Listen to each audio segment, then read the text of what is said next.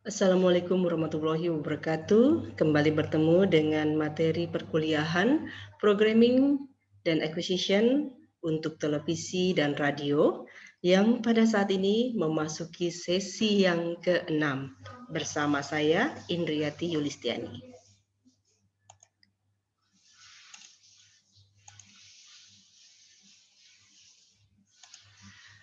Untuk sesi yang ke-6 ini kita akan membahas mengenai TV dan radio entertainment, programming untuk TV dan radio entertainment.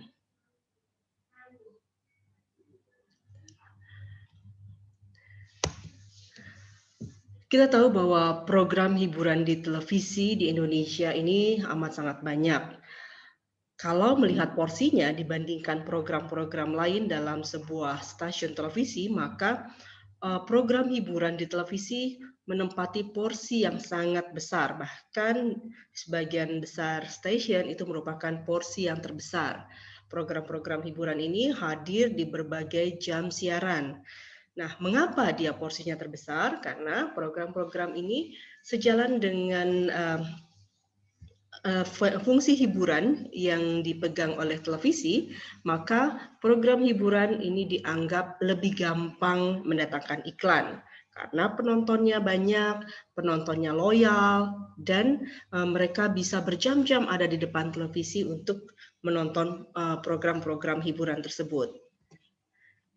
Karena penontonnya banyak, penontonnya loyal, maka biasanya program-program hiburan di televisi ini memiliki rating dan share yang tinggi. Nah, karena rating dan share-nya tinggi, banyak program-program hiburan ini yang kemudian stripping atau ditayangkan setiap hari di prime time. Jadi kalau Anda lihat prime time televisi di Indonesia, kebanyakan isinya itu adalah program-program hiburan, terutama sinetron-sinetron. Nah, sinetron-sinetron ini bahkan untuk yang sinetron-sinetron yang sangat hit, sangat digemari, itu bisa mencapai ribuan episode karena dia terus-menerus ditayangkan setiap hari. Dan penayangannya menempati prime time itu bisa menghabiskan seluruh total durasi prime time karena bisa beberapa episode sekaligus ditayangkan setiap hari. Nah, mengapa sih televisi-televisi itu merasa perlu untuk menjaring iklan di saat prime time? Pertama, tentu saja harga iklan pada saat prime time itu tentu jauh lebih mahal dibandingkan harga iklan pada slot-slot waktu yang lain. Harga iklan di prime time ini bisa berkali-kali lipat. Nah, tapi buat para pengiklan ini tidak menjadi masalah harga iklan itu lebih mahal karena penontonnya pada saat itu besar sehingga yang mereka tuju yaitu target sasaran mereka itu dianggap bisa tercapai karena iklan mereka akan ditonton oleh jumlah penonton yang jauh lebih besar dibandingkan jika ditayangkan iklan mereka ditayangkan pada slot-slot lainnya. Nah, karena itu biasanya stasiun-stasiun akan menaruh program-program yang memiliki bukan dianggap ya, tapi memang memiliki rating dan share yang tinggi pada acara-acara prime time. Karena program-program yang memiliki rating dan share yang tinggi ini akan menarik iklan yang besar. Nah, jadi dua nih keuntungannya, sudah iklannya banyak, harganya mahal pula.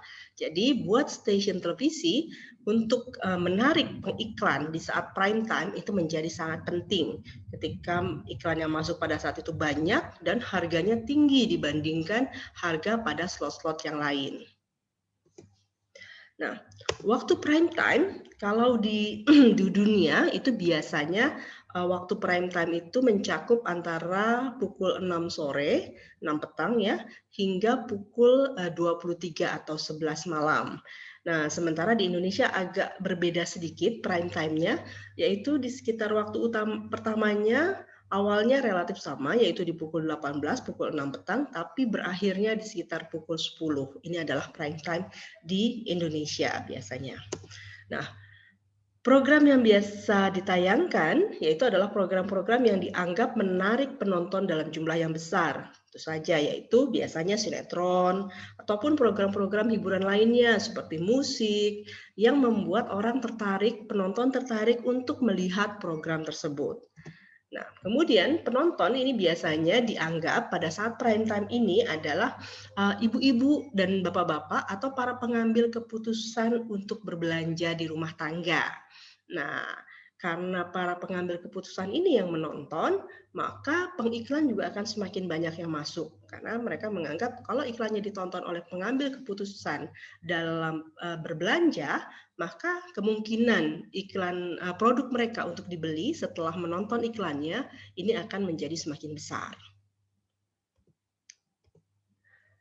Tapi ini ada penelitian terbaru nih yang dikeluarkan oleh Nielsen. Kita tahu Nielsen adalah salah satu riset besar dalam bidang marketing dan juga pertelevisian. Nah, Nielsen baru mengeluarkan sebuah penelitiannya yang terbaru nih, yang menunjukkan tren dan indikasi yang berbeda dari yang selama ini diyakini oleh para pengelola televisi ataupun pengiklan.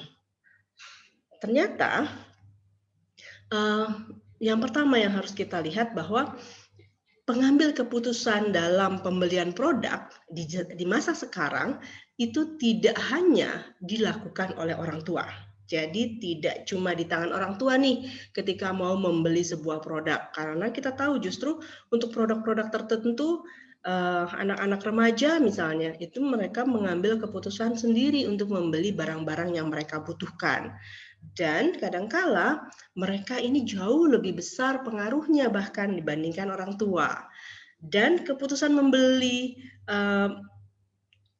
sebuah produk karena mereka melihat iklannya bukan hanya karena itu, tapi banyak hal lain yang mendasari sebuah produk.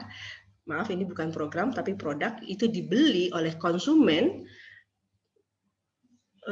Tapi bukan cuma karena iklan yang mereka tonton di prime time. Nah, ini juga penelitian terbaru nih, hasil penelitian terbaru bahwa anak-anak di bawah 20 tahun yang saat ini kita kenal sebagai Generation Z atau generasi Z ya, ikut andil besar dalam penentuan pembelian produk. Nah, memang televisi masih menjadi medium utama ketika orang mau mencari atau melihat sebuah barang. Jadi untuk periklanan, televisi masih menjadi utama. Anda masih ingat ketika kita membahas mengenai pembagian kue iklan di televisi, di media-media, televisi adalah pemegang paling besar kue iklan yang ada. Nah, diikuti dengan radio dan internet. Nah, kemudian ternyata juga penelitian hasil yang lainnya adalah Generation Z ini, Gen Z ini tidak hanya menonton TV dan mendengarkan radio tidak hanya pada saat prime time. Jadi waktunya mereka ini lebih ngacak nih daripada saat prime time. Ini sekedar pengetahuan sedikit mengenai generasi-generasi yang ada. Sampai saat ini masih kita mengenal yang masih ada di dunia ini tapi yang ada saat ini masih banyak kita temui adalah baby boomers, yaitu di tahun orang-orang dengan kelahiran tahun 1946 sampai 1960. Kemudian Generation X, itu orang-orang dengan kelahiran tahun 1961 sampai 1980. Generation Y itu yang biasa kita kenal sebagai milenial, yaitu orang-orang yang lahir dari tahun 1981 sampai 1995, serta Generation Z yang lahir sesudah tahun 1995. Saat ini juga dikenal dengan ada yang namanya Generation Alpha, yaitu anak-anak yang lahir sesudah tahun 2010. Jadi ini ada beberapa generasi yang saat ini ada. Jadi Generation Z ini adalah orang-orang yang lahir antara 1995 sampai 2010. Jadi sudah cukup besar saat ini. Nah, apa sih pengaruhnya mereka nih, generation Gen Z ini pada keputusan keluarga? Ternyata mereka cukup besar pengaruhnya pada keputusan-keputusan yang diambil oleh sebuah keluarga. Kita lihat misalnya balok biru ini menunjukkan, karena kita bagi Gen Z-nya ada yang 0 sampai 14 tahun dan ada yang 15 sampai 19 tahun. Tentu saja yang 15 sampai 19 tahun ini bisa memiliki pengaruh yang lebih besar ya, karena mereka sudah lebih besar pula. Nah, tapi mereka memiliki pengaruh yang cukup kuat untuk keputusan keluarga dalam berlibur, pembelian barang elektronik, bahkan termasuk pada saat sebuah keluarga memutuskan untuk melakukan pembelian properti. Jadi ini pengaruh mereka pada pembelian sebuah produk oleh keluarganya ini relatif besar, pengaruhnya besar. Jadi orang tua tidak hanya mengambil keputusan berdasarkan keputusan mereka, tapi dengan mendengarkan masukan dari anak-anak mereka ataupun keluarga mereka yang saat ini masuk pada golongan Gen Z. Nah, karena itu Nielsen menyarankan saat ini iklan tuh jangan fokus hanya pada saat prime time. Justru prime time bukan satu-satunya slot. Nah, karena apa? Sebar iklan lainnya, karena generasi Z ini menonton TV atau mendengar radio di banyak waktu. Jadi di waktu-waktu yang lain pun sebar iklan ini, karena mereka mungkin mendengar dan memberi masukan pada keluarganya pada saat membeli sebuah produk. Nah, sekarang mereka sudah berumur antara 0 sudah berumur sampai sekitar 15 tahun ya. Ketika yang 1995 bahkan sudah lebih besar lagi. Nah, sekarang bayangkan 5 sampai 10 tahun mendatang. Pengaruh mereka akan semakin besar.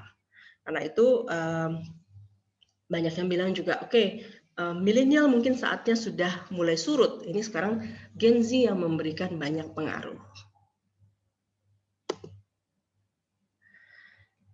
Oke, saya ingatkan kembali, merefresh kembali sebetulnya sekarang jenis-jenis program hiburan apa saja sih kita yang menjadi ini program-program yang dianggap sebagai peraih iklan paling besar. Nah, yang pertama tentu saja adalah sinetron ya. Nah, sinetron ini dia merujuk pada sinema drama TV. Nah, kalau di Indonesia disebutnya di sinetron, tapi kita juga kenal juga yang namanya drakor, ada yang juga drama India, macam-macam, ya kan? Sinetron biasanya yang diproduksi oleh orang Indonesia. Nah, ini berdurasi 30 sampai 60 menit. Mau sinetron, drakor ataupun India ataupun Turki, ya kan?